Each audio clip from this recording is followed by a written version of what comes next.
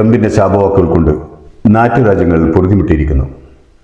ഇനി നാറ്റോ രാജ്യങ്ങളെ ആപൽഘട്ടങ്ങളിൽ സഹായിക്കുന്ന കാര്യത്തിൽ ഒരു പുനർവിചിന്തനം നടത്തേണ്ടി വരുമെന്ന് ട്രംപ് കട്ടായം പറഞ്ഞിരിക്കുന്നു. നന്ദിയില്ലാത്തവരാണ് നാറ്റോ രാജ്യങ്ങൾ എന്നുവരെ പറയേണ്ടി വന്നു ട്രംപിന്. അമേരിക്ക, ഇസ്രായേൽ, ഇറാൻ യുദ്ധം കൊടുമ്പിരി കൊണ്ടിരിക്കുന്ന സമയം ഗത്യന്തരമില്ലാതെ ഒരു പിടിവള്ളിക്ക് വേണ്ടി ഹോർമുസ് കടലിടുക്ക് നിയന്ത്രിക്കുന്നു ഇറാൻ. ഇറാന്റെ കയ്യിൽ ഇസ്രായേലിനെയും അമേരിക്കയും വെല്ലാൻ ഇതിനും വലിയ ആയുധം വേറൊന്നില്ല. ലോകത്തെ മുൾമുനയിൽ നിർത്താൻ ഹോർമുസിനെ ഇറാൻ അങ്ങ് ഏറ്റെടുത്തു.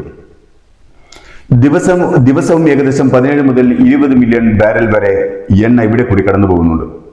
ഇത് ലോകത്ത് കടൽ മാർഗം കൊണ്ടുപോകുന്ന എണ്ണയുടെ ഏകദേശം 1/3 ഭാഗത്തോളം വരും. പ്രധാനമായും Saudi Arabia, Iraq, United Arab Emirates, Kuwait എന്നിവിടങ്ങളിൽ നിന്നുള്ള എണ്ണയാണ് ഇതിലൂടെ കടന്നു പോകുന്നത്. ഈ കടലിടുക്ക് തടസ്സപ്പെട്ടാൽ ലോകത്ത് എണ്ണവില കുത്തനെ ഉയരുകയും ഏഷ്യൻ രാജ്യങ്ങളെ, ഇന്ത്യ ഉൾപ്പെടെ വലിയ തോതിൽ ഇത് ബാധിക്കുകയും ആഗോള സാമ്പത്തിക വ്യവസ്ഥ തന്നെ അസ്ഥിരമാകുകയും ചെയ്യും.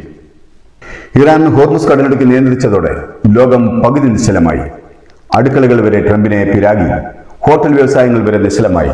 സമ്പദ് വ്യവസ്ഥയെ ബാധിക്കാൻ തുടങ്ങി. ലോകം ട്രംപിന് നേരെ വിരൽ ചൂണ്ടി. പഴി കേൾക്കാതിരിക്കാൻ ഹോർമുസ് കടലിടുക്കിലൂടെയുള്ള കപ്പൽ യാത്ര സുഗമമാക്കണം. ഇറാന്റെ നേരെ ഒറ്റയ്ക്ക് പോയി അമേരിക്കൻ സൈന്യത്തിന് മാത്രം കൊലയ്ക്ക് കൊടുക്കാൻ വയ്യ ട്രംപിന്. അതുകൊണ്ട് നാറ്റോ രാജ്യങ്ങളെ കൂട്ടിന് വിളിച്ചു. പക്ഷേ ആരും തിരിഞ്ഞു നോക്കിയില്ല.